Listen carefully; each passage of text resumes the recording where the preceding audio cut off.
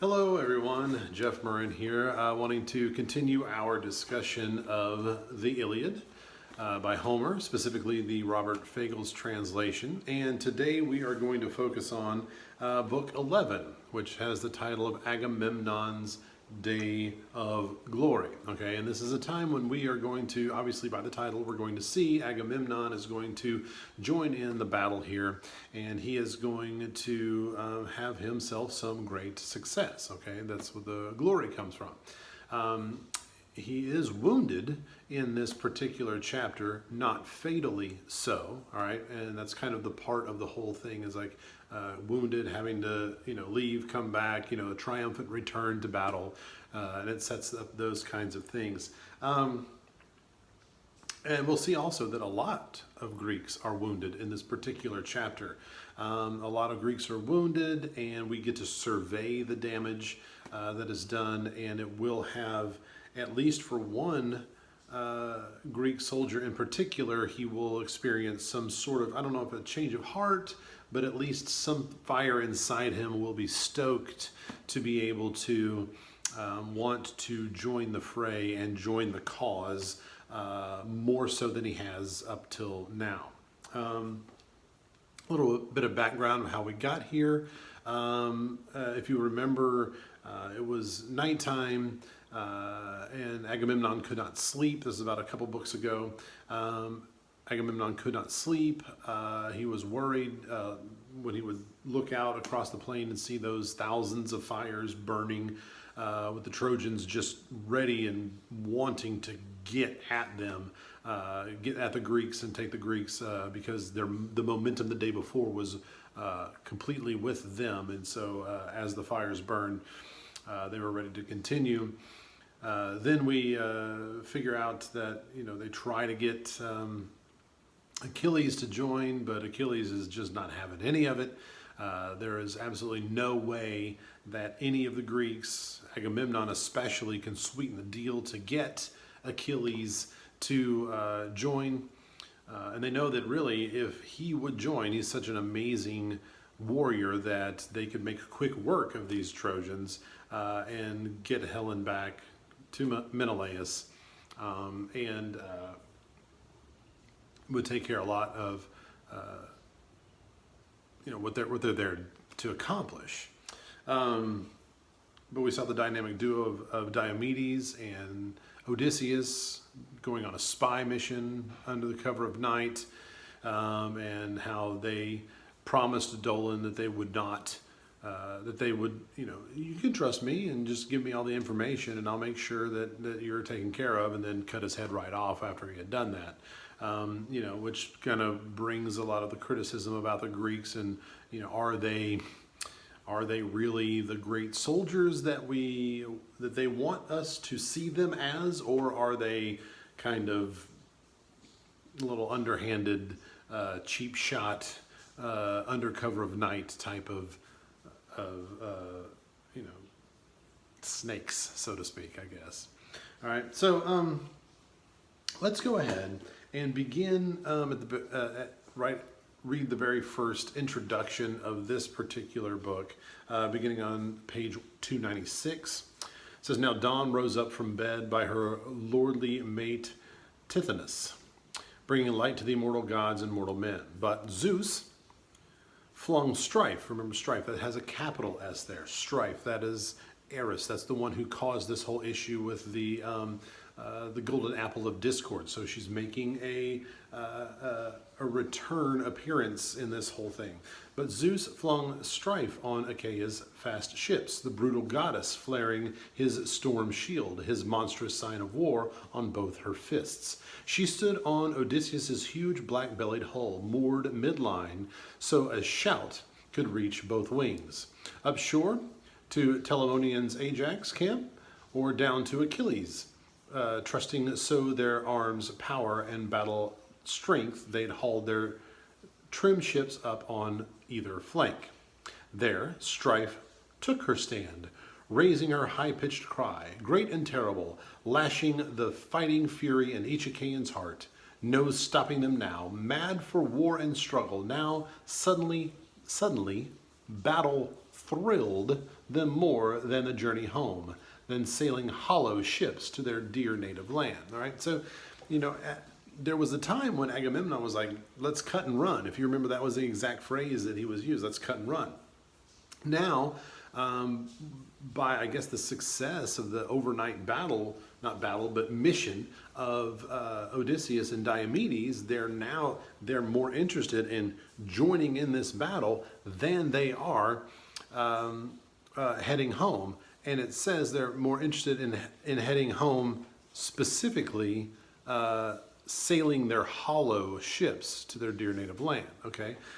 Because that means if they are to go now, there are no spoils of war. They don't get what they came there for, namely Helen, but also any of the other things that they've gotten. And if you remember in book 1, the spoils of war are kind of what started a lot of the issue, not a lot, but the issues with Agamemnon and Achilles and Chryseis, her dad, and Briseis, and all these things. So they're going to go back empty-handed. So why would we want to do that when now this flame inside us is stoked to be able to carry on and take care of things? All right. So it's interesting as we head into battle here. If you'll see on page 289, this scene that is so remarkable and quite a famous bit of the Iliad here, beginning on about line 60, it says, "But Zeus drove a swirl of panic deep in their lines, and down from the vaulting skies released a shower raining blood.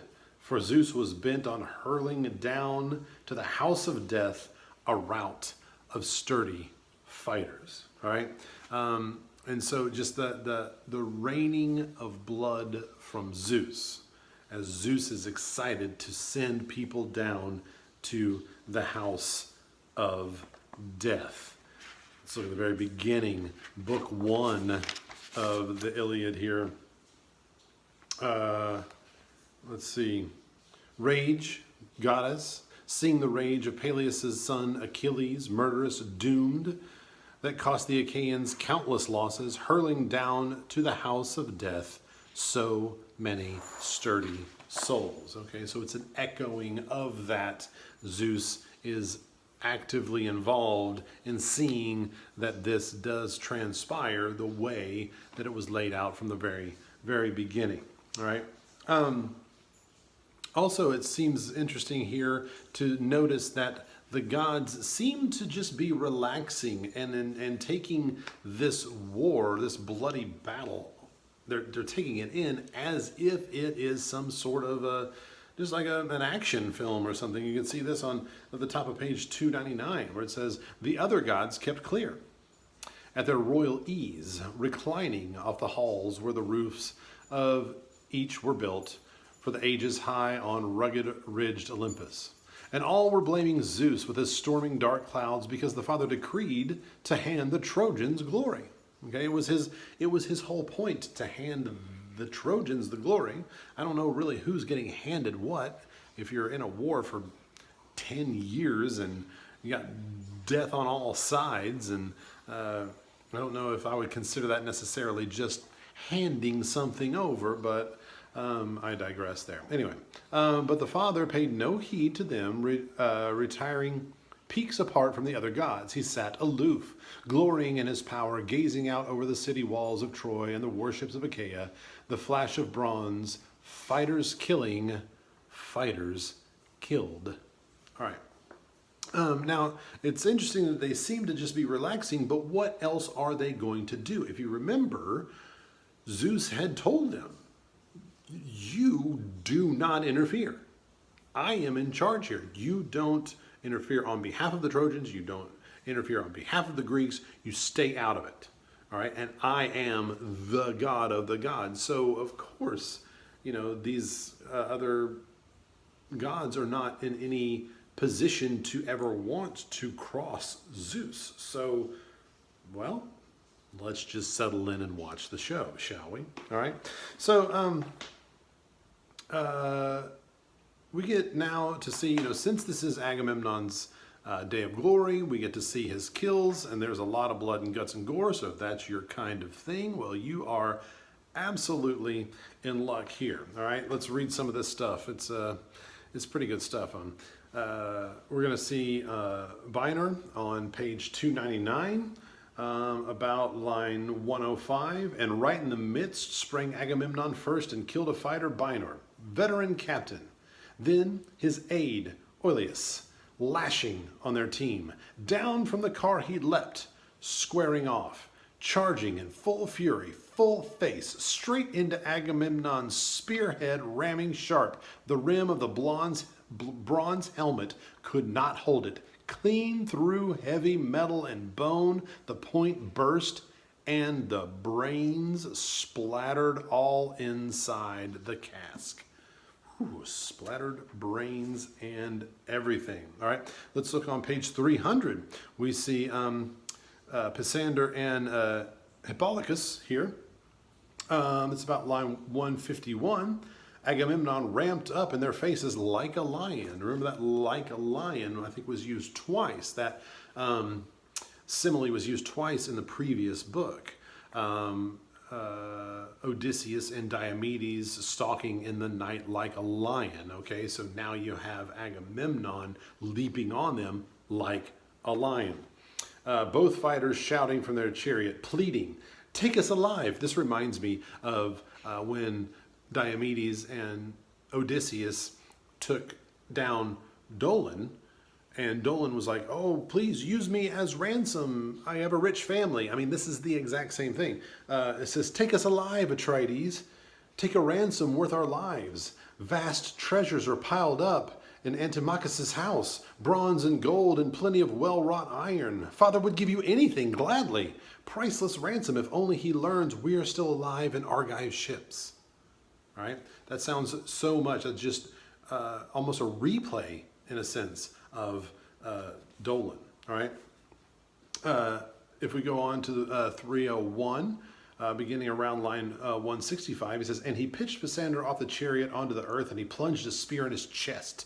And the man crashed on his back as Hippolochus leapt away. But him he killed on the ground, slashing off his arms with a sword, lopping off his head, and he sent him rolling through the carnage like a log. He left him there for dead, and just at the point where most battalions scattered, Agamemnon charged, the rest of his troops in armor, quick behind him now, infantry killing infantry, fleeing, headlong, hard-pressed, drivers killing drivers. Under the onrush, dust and whirlwinds driven up from the plains, hooves of stallions rumbling thunder, bronze flashing, immense slaughter, and always King Agamemnon whirling to kill, crying his Argives on, breakneck on, like, big epic simile here, like devouring fire roaring down onto dry dead timber, squalls hurling it on, careening left and right, and brush ripped up by the roots goes tumbling under, crushed by the blasting fire rampaging on. So, under Atrides' onslaught, Trojans dropped in flight. Stampedes of massive stallions dragged their empty chariots, clattering down the passageways of battles, stallions yearning to feel their master's hands at the reins. But there they lay, sprawled across the field, craved far more by vultures than by wives. That's some pretty powerful imagery and some powerful comparisons there. Craved more by vultures than by wives. Yes, and to me it does not really sound as though it is an accurate portrayal to say that Zeus is just handing the battle or the war over to the Trojans. That's not my idea of getting something handed to me. All right. Let's see. So Zeus sends the messenger goddess Iris to send Hector, the Trojan Hector, a message. And you can see that on page 303. The message is, Hector, son of Priam, a mastermind like Zeus. All right, you're a godlike man there, Hector. The Father has sped me down to tell you this. So long as you see Lord Marshal Agamemnon storming among the champions, mowing columns down in blood, you must hold back. Command the rest of your men to fight the enemy. Stand there headlong stand their headlong charge. But soon as a spear or bow shot wounds the king, all right, as soon as that happens, and Atrides mounts his chariot once again, then Zeus will hand you the power to kill and kill till you cut your way to the bent ships and the sun sinks and the blessed darkness sweeps across the earth. All right, so hold off, hang out, but know that once you see Agamemnon suffer some sort of wound in battle, that will be your key to, boom, it's on for you at that point, okay? So, this does happen, all right? We can look at, let's see, page 304. Couldn't read my handwriting there. 304, somebody who wounds Agamemnon, all right? It says, but Coon marked him, Coon, and Antenor's eldest son, a distinguished man-at-arms, and stinging grief went misting down his eyes for his fallen brother in from the blind side he came. Agamemnon never saw him. Tensed with a spear and slashed him under the elbow, down the forearm, a glint of metal, the point ripped through his flesh, and the lord of fighting men Atrides shuddered. Not that he quit the foray even then. He sprang at Cohen, gripping his big spear shaft, tough from the gust of wind that whipped its tree. Cohen was just dragging his brother foot first, wild now to retrieve his own father's son, calling for help from the bravest of men. But as Cohen hauled the body through the press, Agamemnon lunged up under his boss shield, thrust home hard the polished bronze point, unstrung his limbs and reared and lopped his head, and the head tumbled onto his fallen brother's corpse. Insult to injury. Dragging your brother's corpse and you get your head cut off while doing so that your head just topples down on your own brother's corpse. All right. So then, and there, under royal Agamemnon's hands, the two sons of Antenor filled out their fates, and down they plunged to the headstrong, here we have it again, house of death. All right.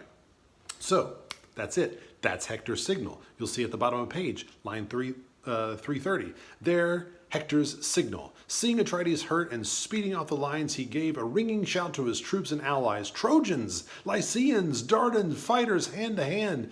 Now be men, my friends. Call up your battle fury. Their best man cuts and runs. Zeus is handing me glory. Awesome glory. Drive your horses right at these mighty Argives. Seize the higher triumph. Seize it now. All right. So Zeus uses Iris, sends him the message received, sees it actually happen, boom, let's do this. All right. We see again the dynamic duo of Odysseus and Diomedes at the bottom of the page. All right. They're still at work here. Let's see, I want to move down to Paris, okay? We see Paris, and we know Paris. Paris is kind of the butt of a bunch of jokes here, but he actually fulfills something for the Trojans at this point, all right? He has some success with an arrow. Let's see, page 308 and 309, the very bottom, very last line of page 308, line 441. Paris, clenching the grip and drawing back his bow, shot. No wasted shot. It whizzed from his hand and punched the flat top of Tydides' right foot. The shaft dug through and stuck fast to the ground, and loosing a heady laugh of triumph, Paris leapt from his hiding place and shouted out in glory, "Now you're hit! No wasted shot, my winging arrow! But would to God I'd hit you deep in the guts and ripped your life away. Then my Trojans could catch their breath again, reprieve from death. They cringed at you like bleeding goats before the same lion." There's that lion again, okay? So this is, he hits Diomedes in this, okay? Using a different name, but you can see in the next little section that's who it is, because Diomedes is the one, they use the name Diomedes to respond to him, all right? So the response, it says, "But never flinching, staunch Diomedes countered. So, brave with your bow and arrow, big bravado. glistening love locks, roving eye for girls, plural. Come try me in combat, weapons hand to hand. Bow and spattering shafts will never help you then. You scratch, okay, the arrow went through his foot. You scratch my foot and you're vaunting all the same, but who cares? A woman or an idiot boy could wound me so.